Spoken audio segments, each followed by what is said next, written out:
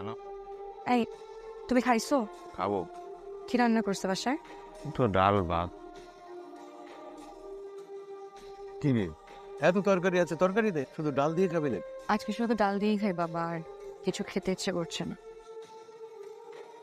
কিরে, আজকে তো শুক্রবার, কই যাচ্ছিস তুই? টিউশনি করতে। তুই আবার টিউশনি নিয়ে কবে? মা বাসায় বসে থাকতে থাকতে বোর্ড লাগে। তুমি কত টাকা পাইছো? 12,000। আর আমি টিউশন করে পাইছি 7,000। তাহলে এই 6,000 হচ্ছে বাসা ভাড়া, আসা যাওয়ার জন্য 1,500 টাকা কনভেন্স। এত লাগবে না। আহা রাখো তো, লাগবে।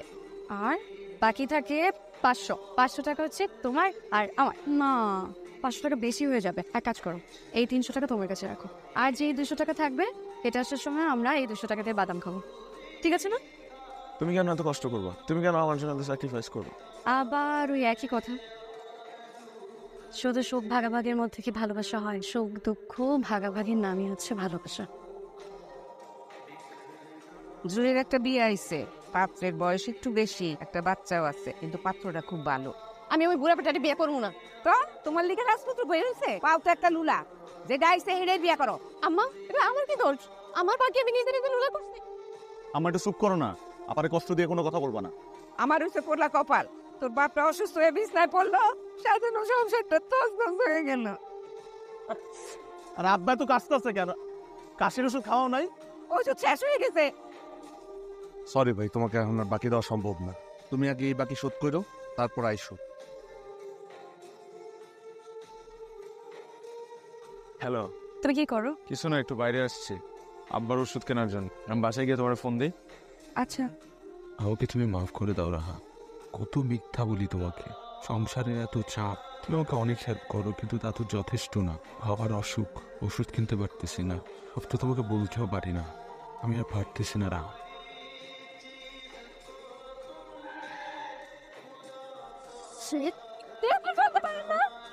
দেখেছো মানে, আপনারাই তো আমার উপর গাড়ি উঠাই দিচ্ছেন।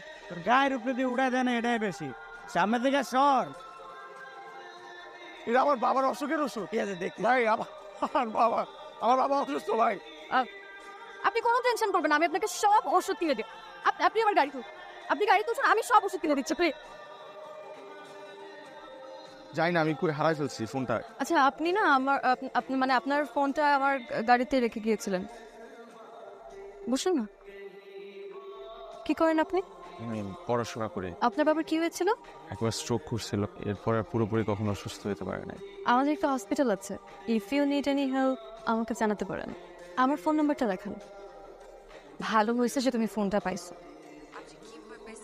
এই, তোমার আব্বু কেমন আছে এখন? আব্বা আলহামদুলিল্লাহ ভালো আছে। আসলে আমি তোমার পরে ফোন দিচ্ছি। তুমি চিন্তা করবেন না, আমি দেখছি ব্যাপারটা। 3 লক্ষ টাকা ম্যাডাম। ঠিক আছে, বাবার নামে উঠিয়ে রাখো। কি হ্যাপি? রেন, দেখো এরকম করে কতদিন চলবে? ভবিষ্যতে চিন্তাই করছো না। প্লিজ আরেকটা বিয়ে শাদী করো। একটা তো করলাম, ঠিকও না। তুমি কেন এসব বারবার বলে আমাকে এম্বারেস ফিল করাচ্ছ? আমাকে সোসাইটি মেনটেন করতে হয়। বাবা দেখো, I don't care what society says. দেখো আমাকে পড়ো না, সাইনবোর্ড দাঁড় করা, একটা ছেলেকে খোঁজো। Okay, I will think about it. Hello. Hi, কি অবস্থা? আব্বা এখন অনেক সুস্থ আগের থেকে। আচ্ছা, তুমি কি কাল ফ্রি আছো? তোমার সাথে আমার কিছু কথা ছিল। কেমন আছেন?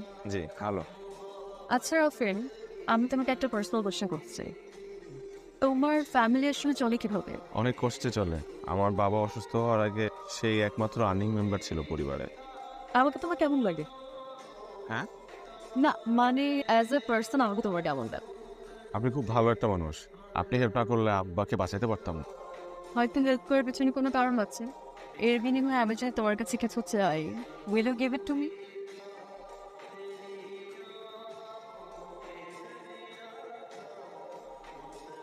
এই ছেলের বাবাকে বাঁচিয়ে তুই তো ওকে তোর খাঁচায় পুরোপুরি বন্দি করে ফেলেছিস। ইয়েস। মানে এই বাজারটারে দিয়ে তুই কি করবি? বাবা আমাকে বিয়ে দিতে চাই, আর আমি যদি এখন তার পছন্দ মতো বিয়ে করি, আবার সে খাঁচায় বন্দি জীবন শুরু। আমি ওই জীবনটা চাই না, তাই আমি ভেবেছি আমি একটা পাপেটকে বিয়ে করব।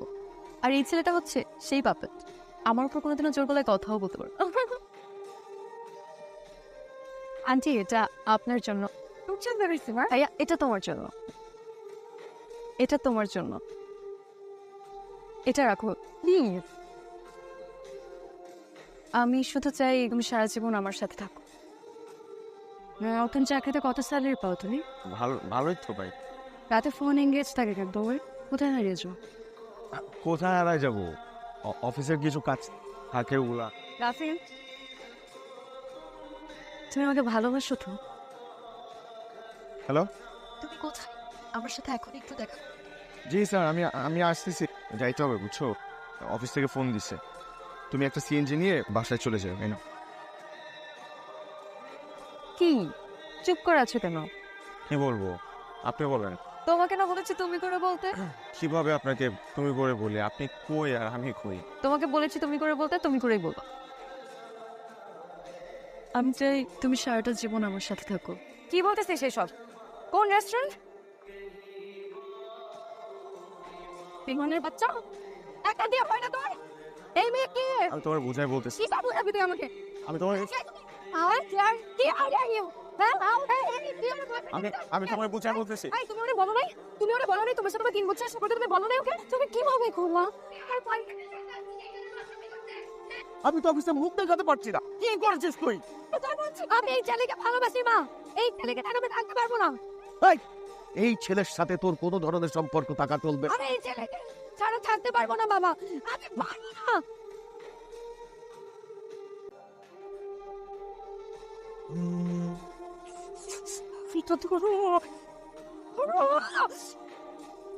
আমি সরি বলছি তো। আমি কই দিয়ে মই মাইয়ারে খবরদার ফোন করবি না, একদম কোনো সম্পর্ক রাখবি না। তোমার বলা কোনো কথা শুনবো না। দেখো শুনবো না মানে ওর গাড়ি। এই ছেলেকে বিয়ে করতে চাও? হ্যাঁ বাবা। করে ফেলো। Thank you so much. Raha তোরে কত ভালোবাসে। রাহার মতো এত ভালো একটা মেয়ের সাথে তুই এটা কি করলি? ওরে সাইরে তুই আরেক মেয়ের সাথে চলে গেলি, তোর পানিশমেন্ট হবে। যদি বিয়েটা হয়ে যায় আপনাদের এরকম পরিস্থিতিতে বা এরকম পরিবেশে থাকা লাগবে না। আমার রিয়েল এস্টেটের ব্যবসাও আছে, আমি আপনাদেরকে একটা মোটামুটি বড় সাইজের একটা ফ্ল্যাট দিয়ে দেবো। আমার মেয়ে আমার অনেক অনেক আদরে, আর ও যাকে পছন্দ করে ও যা চাইবে আমি ওকে তাই দেবো। আপনার ছেলে তখন তো আমার মেয়ের জামাই হবে, মানে আমার ছেলের মতোই হবে। ওকে আমি আমার কোম্পানির ডিরেক্টর করে দেব। এখন শুধু আপনাদের বলতে হবে যে আলহামদুলিল্লাহ। এটা আপনাদের নতুন ফ্ল্যাট, দেখেন না? দেখো দেখো। হ্যালো রাফিন, রাফিন তুমি প্লিজ ফোনটা আমার ধরো না প্লিজ। আই এম সরি, আমার একদম করা উচিত নয়। তোমার মেয়ের সাথে আর দেখা করবে না। আমি তোমাকে কত ভালোবাসি। এটা কি করলি? কি করলি এটা? তো দেখ, কোনো কথা নাই, কোনো কথা নাই তো। তোর জন্য আমি যারে ভালোবাসি তারে ছেড়ে চলে গেল। ভাবলাম আমার কলিজার টুকরা যারে ভালোবাসে থাকুক, তার কাছে থাকুক, ভালো থাকুক, সুখে থাকুক। তুই ওরে টিস্যু পেপারের মতো ইউজ করে ছেড়ে চলে গেলি। মুখের মধ্যে ফেনাতে যায়। কি এখানে আসছিস কেন? তুই না, কি অবস্থা করছিস তুই রাফিনের? তোর এখনো ওর জন্য দরদ আছে? এখনই তোর মনে ওর জন্য ভালোবাসা আছে? তোর টিস্যুর মতো ইউজ করে ছুঁড়ে ফেলাই দিয়ে আরেক মেয়েরে বিয়ে করতে চলে গেছে। তুই ওর জন্য এই করতেছিস? ও তো মানুষ না, ও তো একটা জানোয়ার। তুই একটা পশু। কি হয়েছে তোমার? এ দেখ দেখ দেখ দেখ, তুই যারে ভালোবাসিস ওই পোলা এই মেয়েরে বিয়ে করতে গেছিল। বুন্দাটা আমার আর আমার ছেলেরে এ ধরে নিয়ে আসছে, আমাদের পিটাইছে। আপনি শিগগিরই পুলিশে খবর দেন। থামেন আপনি, তোকে আমি পরে দেখবো, এখন ওকে ছাড়। রাহ, তুই এখানে কি করছিস? চল চল রাফ নাই তো আপনাদের মেয়ে আমার হাজবেন্ডের জীবনটাকে একদম রিয়েল বানিয়ে রেখেছে। আর রাফিন তো তোমাকে ভালোবাসে না। রাফিন আমাকে অনেক ভালোবাসে। বলো তুমি সবাইকে বলো যে তুমি আমাকে অনেক ভালোবাসো। রাফিন চুপ করে থেকো না। রাফিন প্লিজ বলো। জেনিন, জেনিন প্লিজ। তুমি কি করছো রাফিনকে আমি জানি না, কিন্তু রাফিন তোমার সাথে ভালো থাকবে না। আঙ্কেল, আঙ্কেল প্লিজ আঙ্কেল, আপনি তো মুরব্বী মানুষ। আঙ্কেল আমি হাত জোর করছি আঙ্কেল প্লিজ। বুঝি তুমি কি আমার কথা শুনবা? আমার জন্যই তো এত সমস্যা। আমি এই দুনিয়া থেকে চলে যাবো। চলে যাবো। আমার বোনটা পঙ্গু, এই কারণে ওর বিয়ে হয় না। আবার যদি কেউ ওকে বিয়ে করতে রাজি হয় তাহলে মোটা অঙ্কে টাকা চাই। আমি না এই বিয়েটা করলে আমার বোনের বিয়েটা হয়ে যাবে। আমি যদি আজকে এই বিয়েটা করি তাহলে আমার বাবার অপারেশন হবে সিঙ্গাপুরে। আমার পরিবারের এই শহরে মাথা গোজার কোনো ঠাঁই নাই। আমি যদি আজকে এই বিয়েটা করি তাহলে বাকিটা জীবন সুখে শান্তিতে থাকতে পারবে না। তুমি না আমাকে প্রমিস করছিলে তুমি আমাকে ভালোবাসবে। দেখো না আমি তো ভালোবাসি।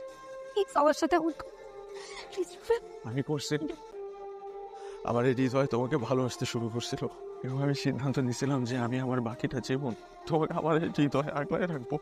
এই দারিদ্রের সাথে যুদ্ধ করতে করতে আমি আক্রান্ত, আমার ভিতরে কিচ্ছু নাই, সব কিছু তোমরা বুঝে শেষ হয়ে গেছে। তুমি আমার মাফ করে দাও রাহা। থাকতে পারবো না রবিন। আমি তোমার হাত জোর করে অনুরোধ করতেছি, তুমি আমার জীবন থেকে চলে যাও।